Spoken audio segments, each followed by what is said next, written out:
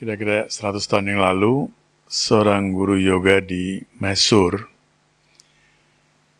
dia mulai mempopulerkan yoga asana seperti yang sekarang kita pelajari saat ini. Sebelum itu, sebelum dia, yoga masih sangat-sangat pure, tidak dikomersilkan seperti sekarang ini. Ada 3 orang murid dia, saya tidak akan sebut namanya. Salah satu di antaranya yang membawa yoga asana ke luar negeri adalah seorang wanita asal Rusia yang menjadi warga negara Amerika, pertama Inggris, kemudian Amerika. Nama Sanskrit yang diberikan kepada dia oleh gurunya adalah Indra Dewi. Tidak ada seorang pun guru yoga di sini yang mengenang nama beliau. Padahal dialah yang membawa yoga itu ke California dan ke Prancis, ke Inggris, dan sebagainya. Dia masih memberikan dalam pure formnya. Celakanya murid yang paling dari guru ini, yang tidak memahami tatwa esensi yoga, justru menjadi lebih terkenal. Di Barat, dan sekarang yang yoga kita lakukan, 99,9% yoga asana yang dilakukan oleh seluruh dunia adalah berkat guru yang ini. Yang satu lagi, dia memilih untuk tetap berada pada jalur guru, tidak begitu dikenal, tapi ya, ada juga beberapa buku dia.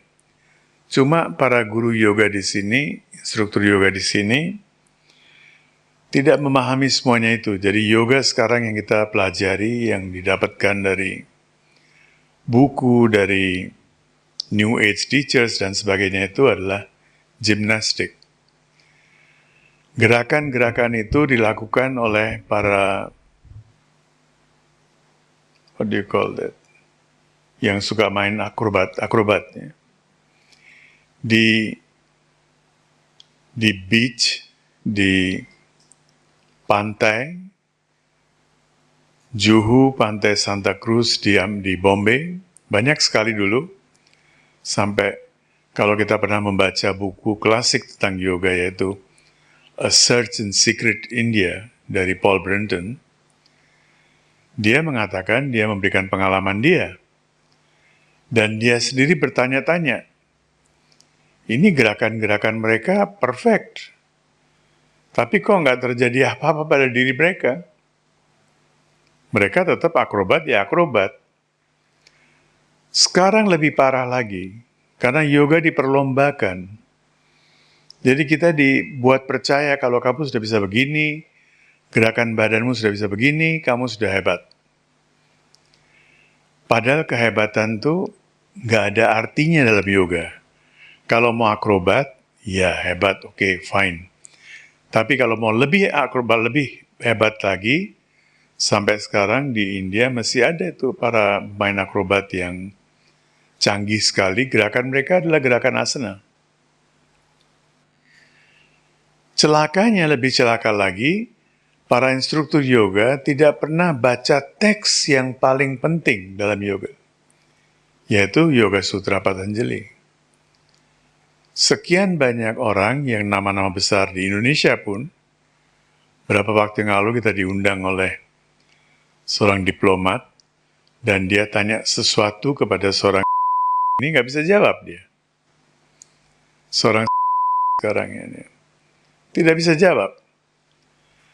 Padahal itu pertanyaan yang paling sederhana yang semestinya bisa terjawab oleh setiap instruktur yoga. Dia tidak bisa menjawab, berarti dia tidak ngerti yoga itu apa.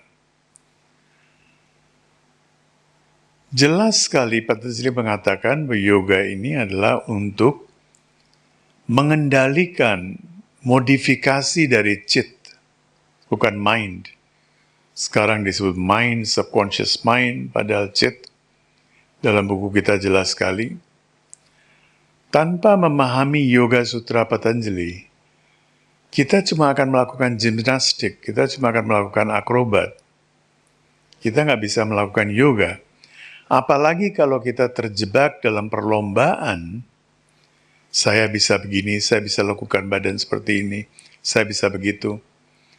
Kenapa saya mengatakan demikian? Seorang teman lama, dia baru-baru ini sudah berapa bulan ya mengalami sakit sedikit di punggung, dan dia pergi ke luar negeri, punya uang, dan si dokter dia mengatakan, kamu salah latihan apa kamu? Ternyata dia memaksa diri karena instrukturnya mengatakan ini harus begini, harus begitu, yang sempurna harus begini. Memaksa diri untuk melakukan yoga asana tertentu, dan sekarang dia mengalami cedera yang barangkali nggak bakal sembuh. Hampir seusia saya, 65 tahun, lebih muda sedikit dari saya. Kita harus hati-hati. Kalau mau belajar gimnastik, mau belajar akrobat, ya bilang aja ini gimnastik, gym. Bukan yoga. Kemudian, kalau seseorang mau belajar gym, ada kaidahnya. Harus disediakan seorang dokter di situ. Yang kalau terjadi sesuatu, dokter sport. Kalau terjadi sesuatu, dia bisa menangani langsung. Kalau enggak, seperti orang ini, itu cedera seumur hidup dia sekarang. Iya, dokter mengatakan kamu harus operasi lah, inilah itu, tapi nggak ada jaminan bahwa dia bisa sembuh. Kondisi seperti ini sering sekali kita dengar, karena terjadi pada seorang teman lama, makanya saya cerita hari ini. Harus hati-hati. Sekarang, salah satu murid yang saya sebut tadi, sejak awal. Sekarang anaknya, bapaknya udah meninggal ya. Anaknya juga menulis, Shirshasana is not for everybody. Headstand itu bukan untuk semua orang. Shirshasana hanya diberikan kepada anak-anak yang masih kecil untuk memory development. Diberikan kepada anak-anak dari usia kecil. Kalau belajar yoga di atas usia 30 tahun, jangan sekali-kali melakukan Shirshasana. Cukup shoulder stand. Nah, hal-hal seperti ini tidak dipelajari oleh para instruktur yoga, malah dijadikan benchmark. Kalau kamu udah bisa Shirshasana, berarti kamu hebat. Nggak boleh. Tidak bisa diberikan. Seluruh darah akan masuk ke otak, belum tentu otak kita bisa menerima overflow of blood dalam waktu sekejap gitu. Dan Yoga Sutra jelas sekali. Asana manapun, penulis Yoga Sutra ini Patanjali begitu yakin tentang obatnya. Karena dia yakin tentang obatnya, dia mengatakan yang manapun asana. Duduk diam dalam Padmasana atau Vajrasana, Ardha Vajrasana. Kalau nggak bisa Padmasana, Ardha Padmasana. Tidak bisa Ardha Padmasana, Sukhasana. Tidak bisa Vajrasana, Ardha Vajrasana. Tidak bisa Pawan Muktasana, Ardha Pawan Muktasana. Semuanya diberikan opsi. Nggak bisa ini, yang ini. Nggak bisa ini, yang ini. Dari semuanya itu, kita ambil 19 asana yang menyentuh seluruh tubuh kita. Yang ada dalam buku Kundalini Yoga bagi orang modern. Dari situ pun, kita kompres lagi dijadikan satu set aim yoga.